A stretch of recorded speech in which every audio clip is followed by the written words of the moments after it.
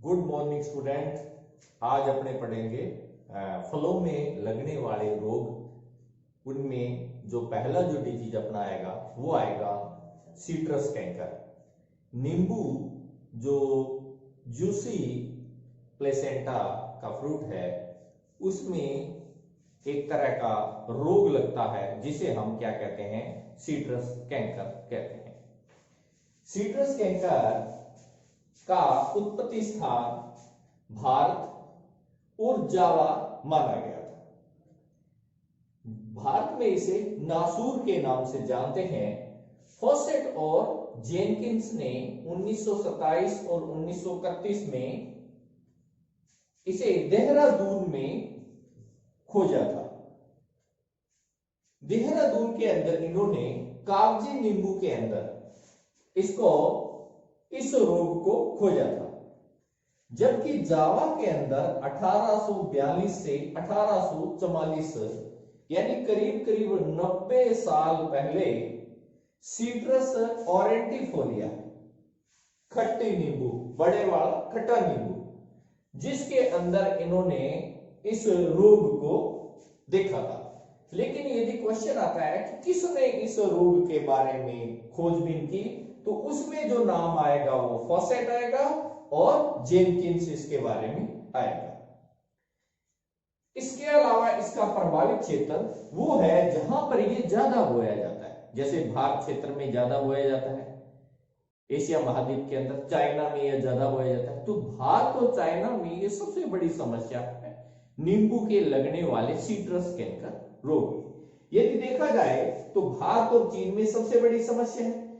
फिर यूएसए के अंदर, कैलिफोर्निया के अंदर 1914 से 1931 के बीच में ये बड़ी मात्रा में फैल गया था। वहां पर इन्होंने संगरोध के द्वारा, क्वारंटाइन के द्वारा इसको बड़े बड़े फ्लोरिडा के अंदर बड़े उद्यानों को नष्ट कर दिया गया था, जलाकर इन्हें नष्ट कर दिया गया था। यहां पर जो बात आती है, यहां पर संगरोध नियमन की जो बात आती है, क्वारंटाइन की जो बात आती है, इसके अंदर यह रोग अपने उस क्षेत्र में रहे, उस क्षेत्र से बाहर ना जा पाए।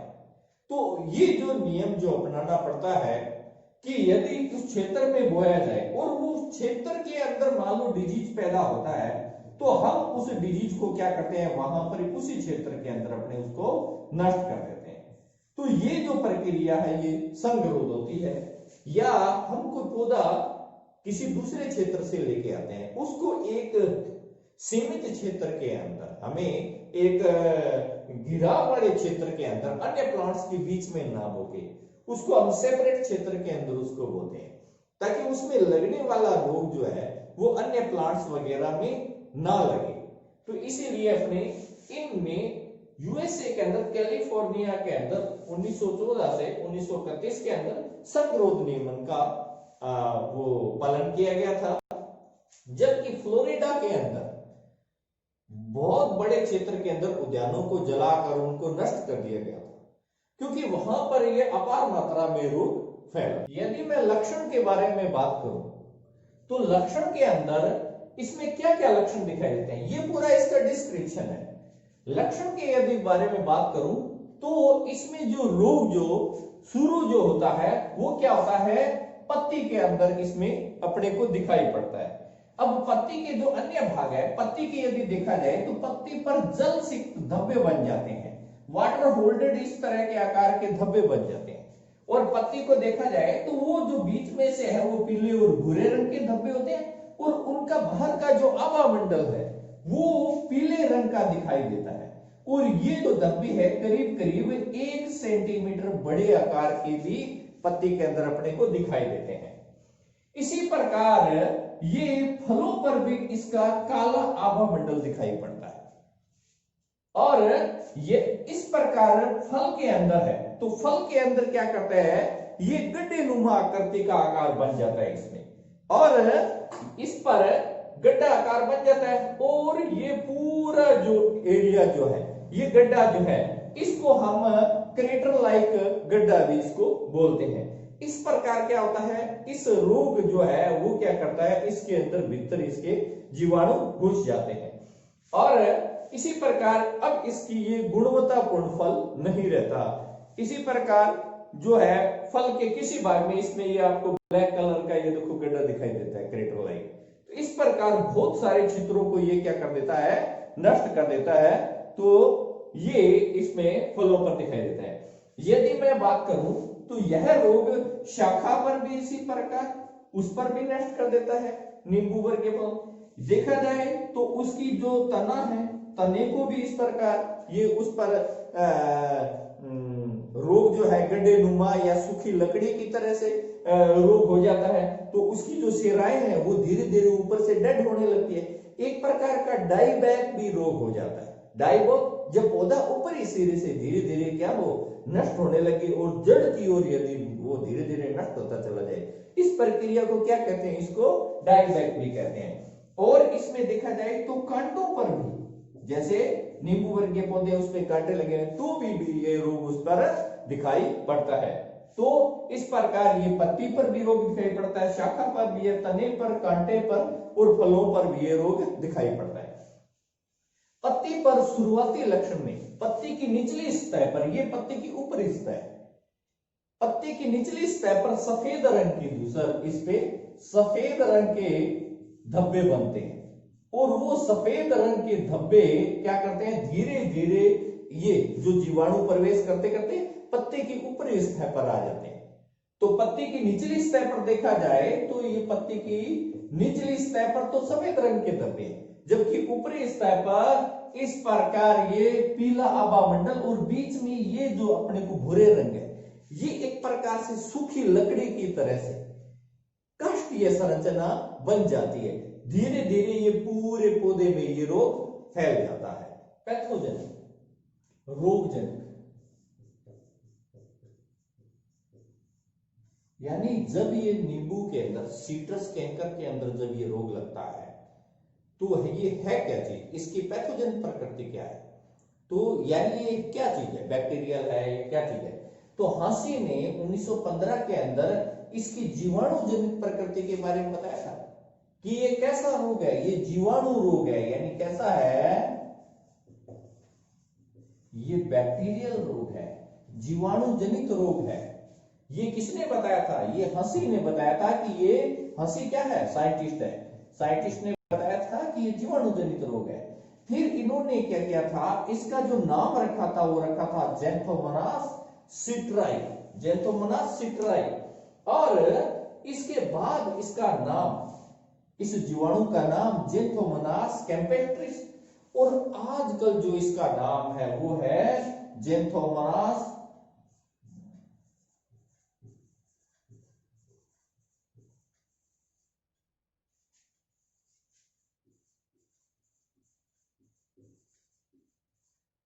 ऑक्जेनोफोडिस पैथोवर सिट्राई। जेंथो आजकल जो इसका नाम, है वो क्या नाम है, ज़ैंथोमोनास ऑक्जेनोफोडिस पैथोवर सिट्राई, ये आजकल इसका नाम है। यदि मैं पत्ती के ऊपर इसकी संरचना के बारे में देखूं तो बाहर की ओर जो पीला आभा मंडल है, भूरा है, इस तरह से इसका ये जो जीवाणु है, ये जो बैक्टीरियल जीवाणु है, ये कैसा है, छोटा जीवाणु है। नंबर 1 दंडाकार, यदि इस जीवाणु के बारे में देखा जाए तो ये जीवाणु इस तरह से दंड के आकार का है, इस प्रकार का जीवाणु है, ये दंडाकार रोड लाइक स्ट्रक्चर है इस जीवाणु की। और ये क्या है, एकल कशाभिका है और यहां पर एक कशाभिका इसके निकली हुई है। और ये ग्राम नेगेटिव जीवाणु है, ये ग्राम नेगेटिव, जितने भी ग्राम नेगेटिव जीवाणु है वो ज्यादा हार्मफुल है, ज्यादा फसलों को नुकसान पहुंचाते हैं। एक ये जो बैक्टीरिया इसके अंदर पाया जाएगा, ये ऑक्सीजन की प्रेजेंस में, यानी ऑक्सीजन की, जहां ऑक्सीजन होगा ये वहीं पाया जाएगा। तो इसे बैक्टीरिया कैसा है, वायवीय है, एरोबिक बैक्टीरिया है। और उसके बाद की यदि मैं बात करूं तो ये निवह कॉलोनी के अंदर रहता है, यानी ये बैक्टीरिया क्या करते हैं, एक जगह इकट्ठे होकर रहते हैं। और ये जो बैक्टीरिया है, ये इसकी निवह कैसी होगी, वो चमकीले पीले रंग की होगी, चमकीले पीले रंग की इसकी कॉलोनी क्या होगी, और ये जो बैक्टीरिया है, इस जीवाणु का आकार कितना होगा, यदि मैं इसके आकार के बारे में बात करूं तो इस जीवाणु के आकार के बारे में यदि मैं बात करूं तो वो 1.5 से लेके और 3 म्यू माइक्रोन, तो क्या होगी इसकी जो इसकी कॉलोनी है जो उस निवेह का क्या आकार होगा, 1.5 से लेके 3 म्यू माइक्रोन, तो इसकी क्या होगी लंबाई होगी। और ये तो इसकी लंबाई होगी, और इसकी चौड़ाई की यदि मैं बात करूं तो वो चौड़ाई इसकी होगी 0.5 से लेके 1.5 म्यू माइक्रोन, उसकी क्या निवेह कॉलोनी की उसकी क्या होगी चौड़ाई होगी। यानी ये जो पूरा जो रोग का जो पूरा सिम्टम्स जो हमें यहाँ पर जो दिख रहा है, इसको कॉलोनी बोलेंगे, जहां पर ये जीवाणु क्या करेंगे कॉलोनी के रूप में रहेंगे। तो वो जो कॉलोनी के रूप में रहेंगे उसको हम क्या कहेंगे, निवेह कहेंगे, जिसमें ये कॉलोनी के रूप में रह रहा है। और इसी तरह से ये जीवाणु क्या करेगा, यहाँ आते आते एक निवेह यहाँ बना रहा है। इस प्रकार ये क्या करेगा, उस पे पत्ती पर तने पर बहुत सारे क्या करेगा धब्बे बना देगा। तो इसको हम क्या बोलेंगे, निवेह बोलेंगे। तो ये इस बैक्टीरिया के बारे में है कि बैक्टीरिया है कैसा। ये दंडाकार है, एकल कशाभिक है, एक कशाभिका इसके पाई जाती है, ऑक्सीजन की प्रेजेंस में रहता है, वायवीय है, निवेह कॉलोनी बना के रहता है, और ग्राम नेगेटिव बैक्टीरिया है। एक यदि बात इसकी दिख जाए तो ये किस प्रकार क्या करता है, ये प्रवेश करता है पौधे के अंदर, यानी इसका प्रसार कैसा होता है, कैसे ये एक पौधे से दूसरे पौधे में फैलता है। यदि मैं इस पत्ते के ऊपर यदि मैं बात करूं तो ये क्या करेगा कि जैसे किसी पौधे की टहनी है, कोई पत्ती है, या उसकी कोई शाखा है, तो वो क्या करेगा वायु के द्वारा भी, मान लो कहीं दूसरे प्लांट्स के साथ में लगी है, या वर्षा के द्वारा भी वो क्या करेगा नीचे जैसे आके और दूसरे प्लांट्स के द्वारा टच कर गया और कर गया, वहां भी चला गया। तो ये क्या करेगा उस प्लांट्स के अंदर, जैसे मान लो कहीं पर घाव हो गया, दूसरा प्लांट्स है और उसके अंदर क्या हो गया, घाव हो गया, वुंड है, उस प्लांट्स के अंदर क्या है, घाव है, वुंड है, तो वो वुंड्स के द्वारा ये क्या करेगा प्रवेश कर जाएगा। और यदि ये बैक्टीरिया क्या करेगा उस पत्ती के संपर्क में आएगा तो पत्ती के ऊपर क्या होगा, स्टोमेटा होगा, यानी पत्ती के ऊपर क्या पाए जाएंगे, रंध्र पाए जाएंगे। तो स्टोमेटा के द्वारा भी ये क्या करता है पत्ती के अंदर प्रवेश कर जाता है। कुछ कैसे है इसका जो प्रसारण है हमारे द्वारा भी है। मान लो ये रोग कहीं से आ गया और इसको मान लो इस फल को मैं बाजार से खरीद के ले आया और मैंने काट कर मेरा जो खेत है और है वहां पर मैंने इसको काट के डाल दिया, तो इसके अंदर इसके बैक्टीरिया है, इसका बैक्टीरिया क्या करेगा, मैंने डाल दिया अभी ये खाने के काम का नहीं है और है, तो ये बैक्टीरिया का क्या करेगा, इस प्रकार से सेपरेशन ये क्या करता है, स्वस्थ पौधे के संपर्क में जब ये आएगा वो रहेगा तो ये बैक्टीरिया क्या करेगा फैल जाएगा। तो इस प्रकार इसका सेपरेशन होता है। तो इसका क्या है कि ये जो किस प्रकार रोगजनक हुआ, यदि मैं इसके शुरुआती भाग की यदि मैं बात करूं तो सबसे पहले हमने इसके डिस्क्रिप्शन के बारे में पढ़ा था कि कहां से ये रोग आया, फिर हमने इसके जो लक्षण के बारे में पढ़ा कि क्या क्या लक्षण अपने को दिखाई देते हैं, फिर इसके पैथोजन के बारे में पढ़ा था जिसके बारे में मैंने बताया था जेंथोमोनास एक्सोनोपोडिस और पैथोवर सिट्राई के बारे में पढ़ा था। इसके बाद में हमने रोग चक्र पढ़ा था कि कैसे रोग एक पौधे से दूसरे पौधे में फैलता है और कैसे ये पौधे के स्टोमेटा के द्वारा भी जाता है और किस प्रकार घाव के द्वारा भी पौधे में ये प्रवेश करता है।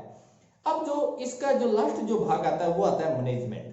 मैनेजमेंट के मतलब इसका प्रबंधन हम कैसे करेंगे, तो सस्य प्रबंध या कल्चर मैनेजमेंट के अंदर देखा जाए तो हम रोगग्रस्त पौधे को क्या करें, उखाड़ कर क्या करें, उनको जला दें, कटाई छटाई कर दें, जैसे पौधे हमने बोए हमें पता है रोग से ग्रसित है तो ले जाके उसको जला दें, या हम क्या करें कि इसके जो पौधे हैं उनको क्या है कि नर्सरी से वो पौधे जो जिनके रोग नहीं लगे हुए उन पौधों को ही खेत में अपने को क्या करना चाहिए, बोना चाहिए।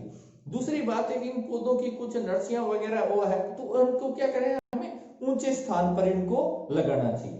दूसरी जो बात इसकी आती है जैविक प्रबंधन, बायोलॉजिकल मैनेजमेंट इसका, जैसे कागजी नींबू है, SN2 है, संकर 2 है, संकर 4 है, ये जो किस्में हैं हमें इन किस्मों को रोग रोधी किस्मों को यदि बोएंगे तो हमें इस रोग से छुटकारा मिल जाएगा। इसके बाद में आता है केमिकल मैनेजमेंट।